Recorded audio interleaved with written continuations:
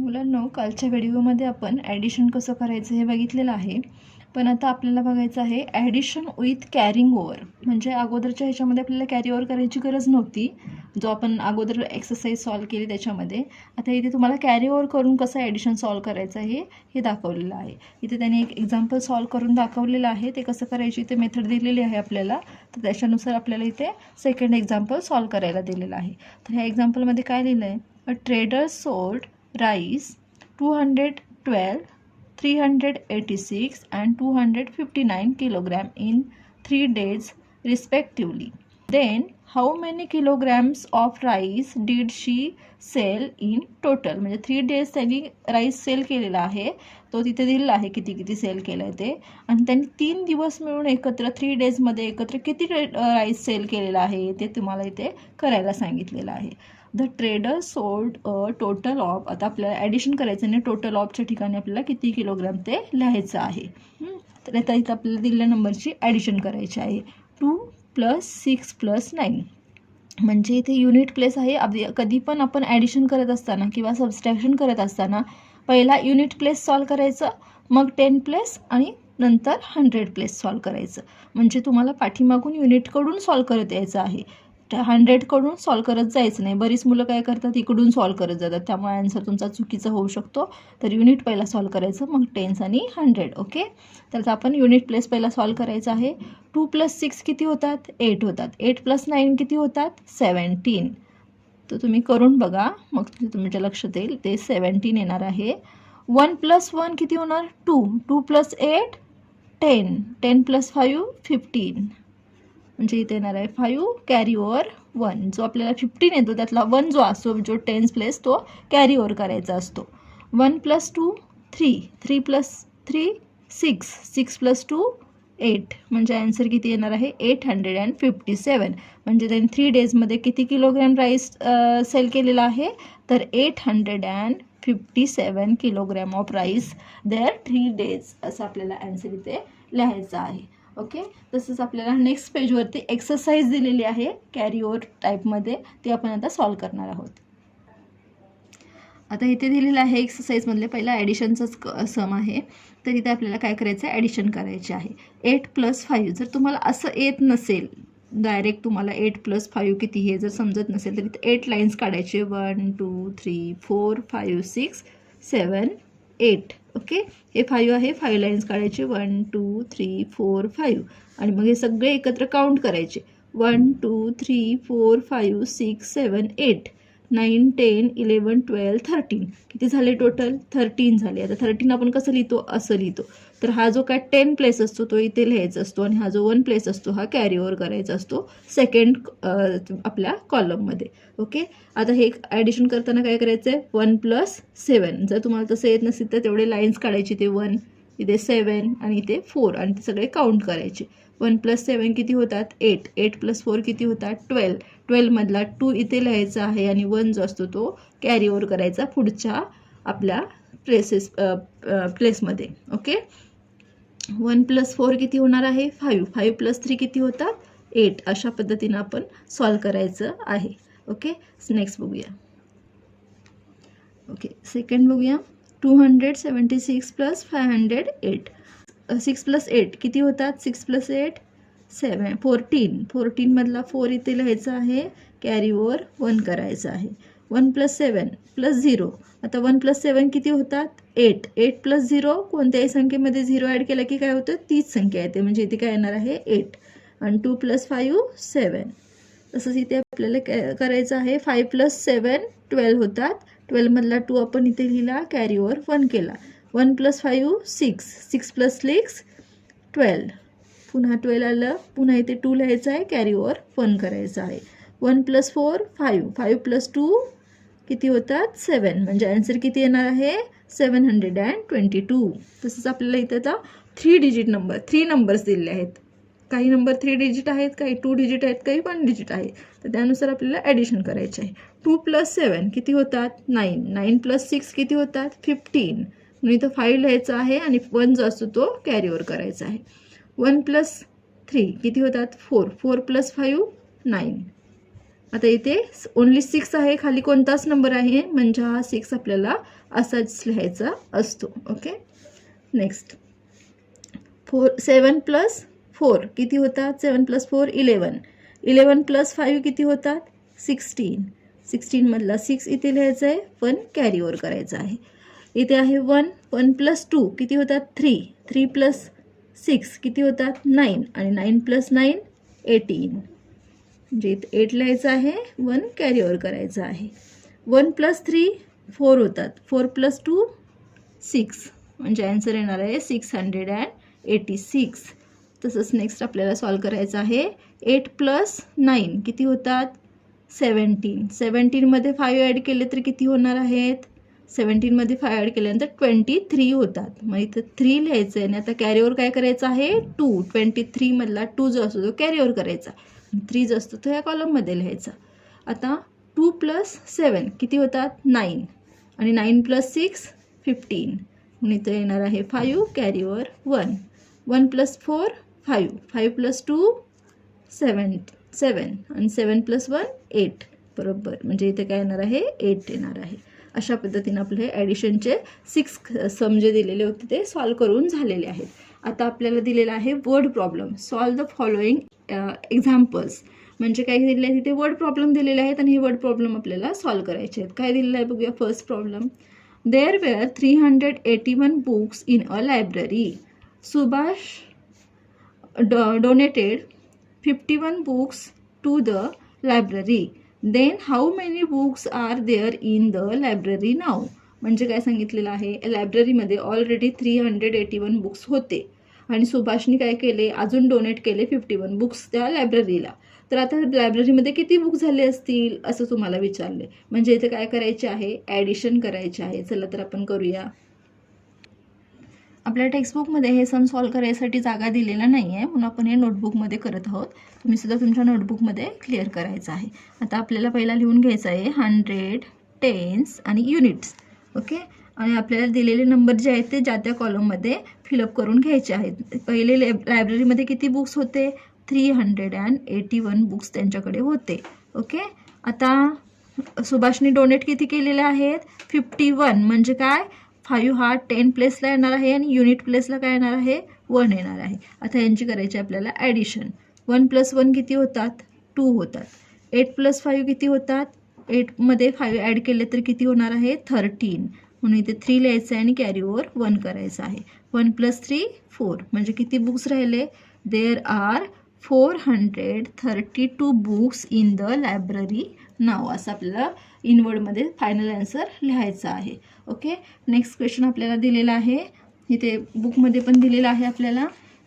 In a farm there are 478 mango trees and 256 chikoo trees. Then how many trees are there in total in this farm. म्हणजे तुम्हाला सांगितलेलं आहे एका शेतामध्ये 478 मँगोची झाडं होती, आंब्याची झाडं होती आणि 256 चिकूची झाडं होती. तर टोटल किती झाडं आहेत त्या फार्ममध्ये, त्या शेतामध्ये किती झाडं असतील बरं असं विचारलेलं आहे. म्हणजे इथे काय करायचे आहे? टोटल विचारले म्हणजे तर इथे ॲडिशन करायची आहे. ओके, आपण इथे करूया बुकमध्ये. इथे पहिला लिहून घ्यायचं आहे 100, टेन्स आणि युनिट लिहून घ्यायचं आहे. आता आपल्याला 100च्या कॉलममध्ये 100, टेन्सच्या कॉलममध्ये टेन्स असे नंबर फिलअप करून घ्यायचे आहेत आणि मग ॲडिशन करायचे आहे. हे आहेत मँगो ट्री. इथे लिहून घेऊया आपण मँगो ट्री आणि हे आहेत चिकू ट्री.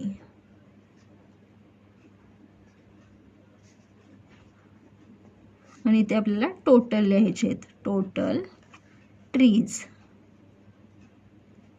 ओके, आता याची आपल्याला ॲडिशन करायची आहे. 8 + 6 किती होतात? 8 + 6 14.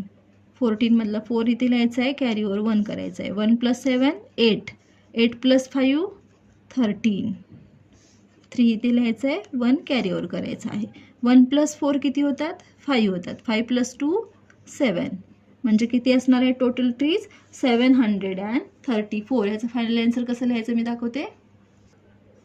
फायनल आन्सर लिहायचं आहे there are 734 trees in total that farm, म्हणजे त्या फार्ममध्ये आपल्याला 734 ट्रीज असणार आहेत हे सांगायचं आहे. ओके, चला अशा प्रकारे आपले हे वर्ड प्रॉब्लेम दोन्ही सॉल्व करून झाले आहेत. आता इथे आपल्याला लिहिलं आहे base of this given information from addition word problem and solve it. म्हणजे काय दिलेलं आहे, आता तुम्हाला इथे वर्ड प्रॉब्लेम तयार करून दिले होते, आता इथे काय दिलेलं आहे, काही इन्फॉर्मेशन दिलेली आहे आणि त्याच्यावरून तुम्ही स्वतः एक वर्ड प्रॉब्लेम क्रिएट करायचा आहे आणि तो सॉल्व करायचा आहे.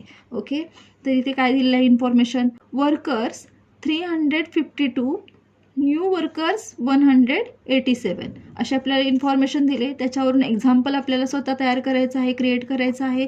काय एक्झाम्पल क्रिएट करून दिले बघा. In a factory there are 352 workers.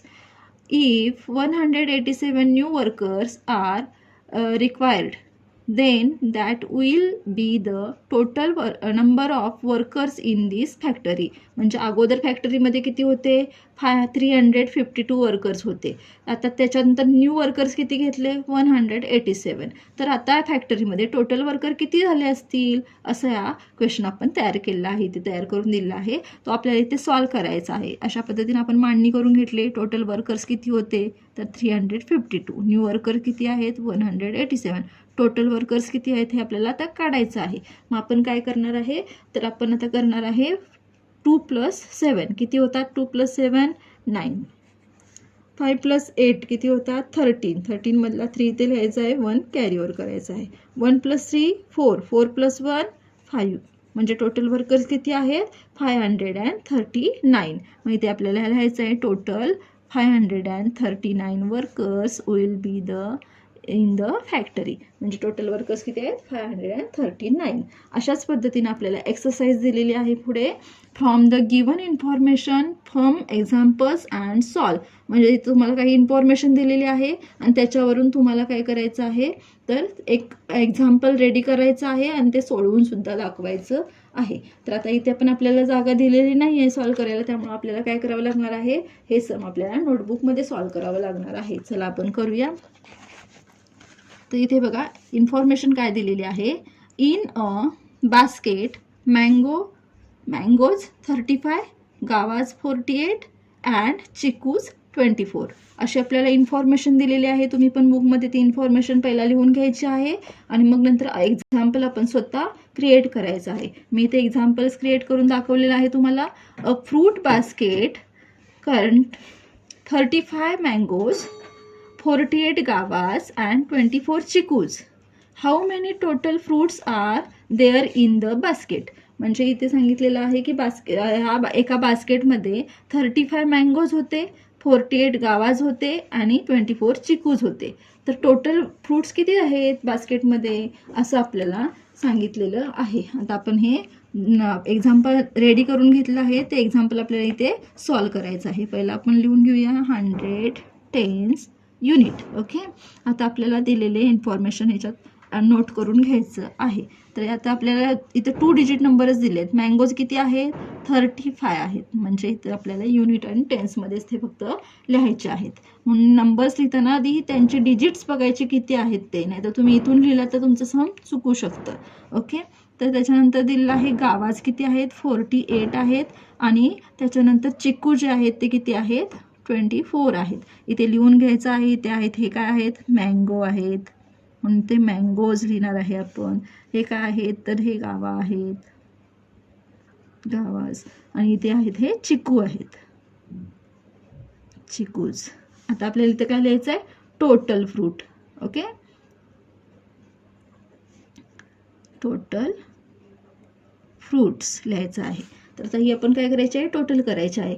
5 + 8 किती होतात, 13. 13 + 4 किती होणार आहेत, 17. 17 मधला 7 इथे लिहिला, 1 आपल्याला कॅरी ओव्हर करायचा आहे.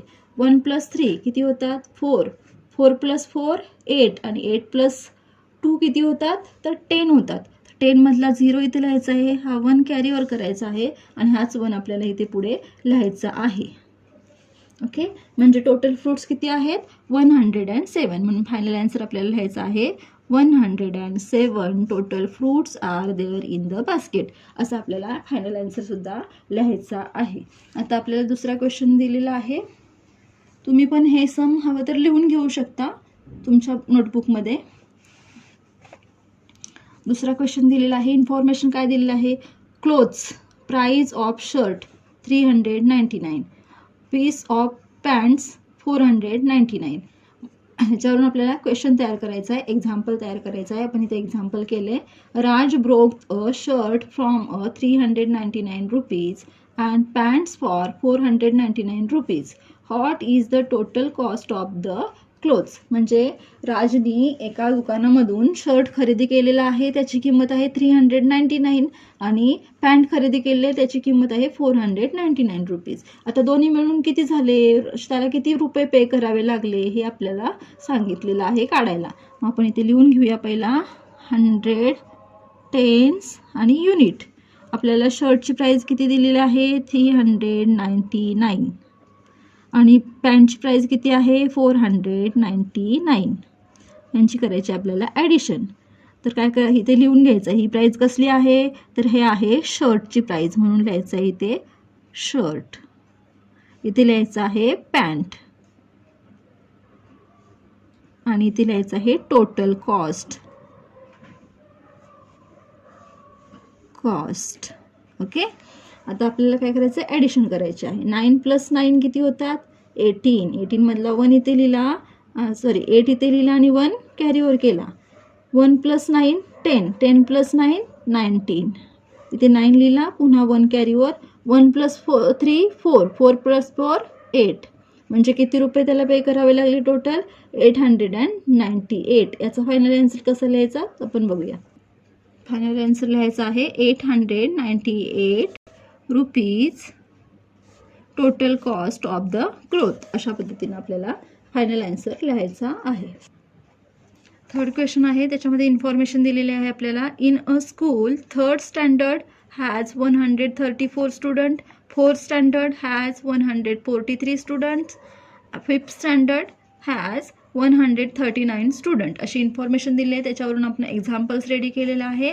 In a school there are 134 students in a 3rd standard, 143 students in the 4th standard and 139 students in the 5th standard.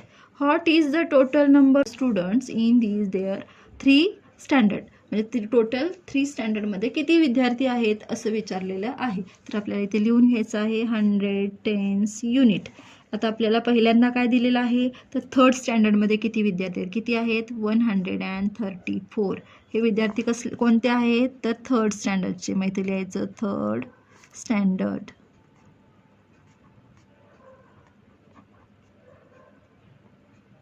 Okay. इथे आपल्याला दिलेलं आहे किती? तर 143 स्टुडंट कोणते आहेत? 4th स्टँडर्डचे आहेत. इथे लिहायचं आहे आपल्याला 4th स्टँडर्ड. इथे आपल्याला किती दिलेले आहेत? 5th स्टँडर्डचे 139. हे काय आहेत? 5th स्टँडर्डचे विद्यार्थी आहेत, म्हणून इथे लिहायचं आहे 5th स्टँडर्ड. ओके. आता इथे आपल्याला काय करायचं आहे? यांची टोटल करायची आहे. मग इथे टोटल स्टुडंट लिहायचं आहे. Total student. ओके. आता आपल्याला 4 + 3 किती होतात? 4 + 3 7, 7 + 9 किती होतात? 16. मग इथं 6 लिहिले, 1 कॅरीवर केलं. 1 + 3 4, 4 + 4 8, 8 + 3 किती होतात? तर 8 + 3 होतात 11. 11 मधला 1 इथे लिहिला, पुन्हा 1 कॅरीवर केला.